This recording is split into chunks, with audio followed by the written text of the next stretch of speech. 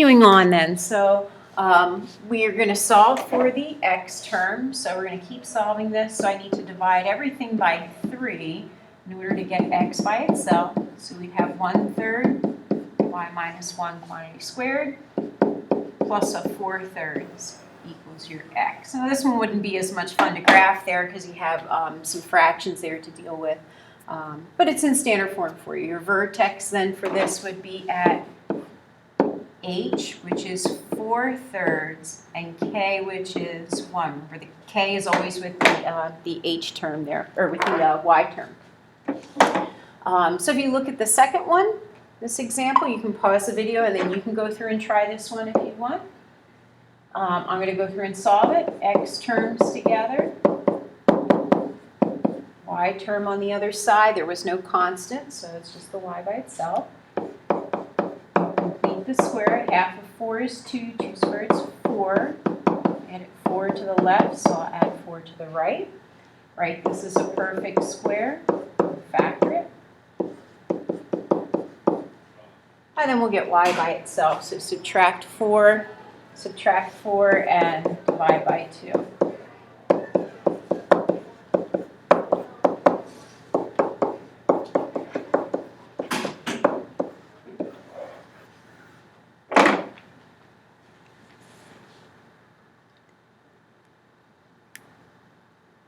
Okay, and then we can go on to an ellipse in general form, same idea.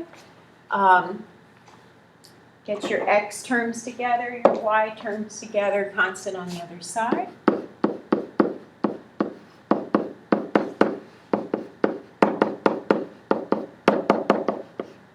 You can factor out that 4 from the x terms. Factor the 3 out of the y terms.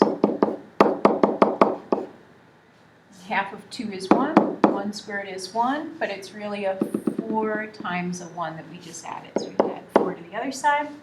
Half of 4 is 2. 2 squared is 4, but it's really a 12 that we just added on that side. Factor, so we'll have x minus 1 squared with that 4 out in front. Y plus 2 squared and equals 12. And then if you divide everything by 12 so that this equation for an ellipse is set equal to 1.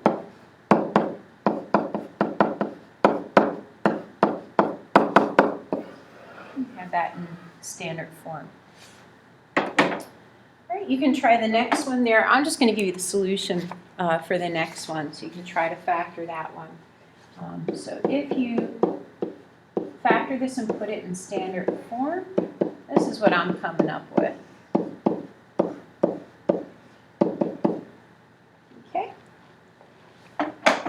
And then finally, hyperbolas, same idea as ellipses. You just have a minus sign. So there's one little thing you have to be careful of there. So we get the x terms and the y terms together. And in this case, the y squared looks like it's going to be the positive term. So 5y squared and 20y. And then I have 6x squared and 12x. 16. If I factor the 5 out, I'm going to factor this negative 6 out in front. So I have x squared minus 2x. So half of 4 is 2. 2 squared is 4. But it's really a 20. So we add 20. And then half of 2 is 1. 1 squared is 1, but it's really a negative 6. This factors into y minus 2 squared, that 5 out in front, x minus 1 squared, and then what do we have over here? 30 it looks like. Right, and then if you divide everything by 30 so that that coefficient is, or sorry, that it's equal to 1, you have y minus 2 squared over 6, x minus 1 squared over 5. It would be a parabola that opens up or down since the y term is first there.